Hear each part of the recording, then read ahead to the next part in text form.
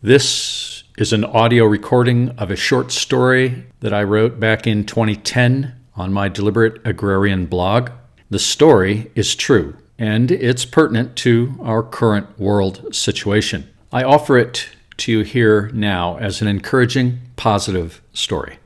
Anna's example. Back in my younger years, I started a chimney cleaning business. Though not much of a money-making enterprise, it was a learning experience in many ways. Every chimney I cleaned was a challenge and something of an adventure, and every person whose chimney I cleaned was uniquely different. I met some of the nicest, most inspiring people back then. One such person was an elderly Ukrainian woman named Anna. The old woman lived alone on a back country road. Her white clapboard house was tidy but far from modern. A barn and outbuildings were in disrepair, and the land around was overgrown.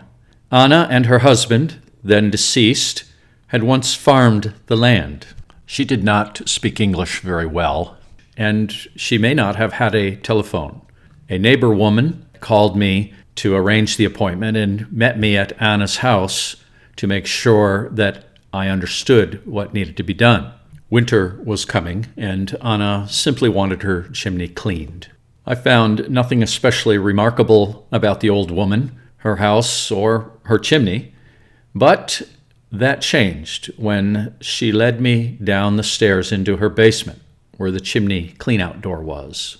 Anna's small basement captivated me because it was whitewashed clean, and it was stocked with a variety of vegetables.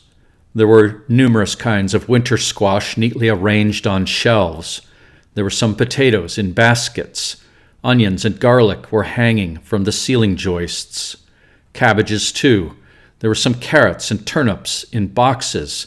Some home-canned jars of food were on the shelves. It was not a lot of food, but there was such a variety of homegrown, from-the-garden foods, and certainly enough for an old woman living alone. I was impressed.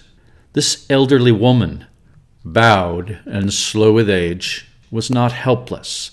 She had grown and stored the food in her basement herself. Clearly, Anna had been growing her own food and stocking up each year for a very long time, probably her whole life. It was a natural, normal thing for her to do. There was a time, not so very long ago, when just about everyone grew their own food and stored it away for the winter months like Anna.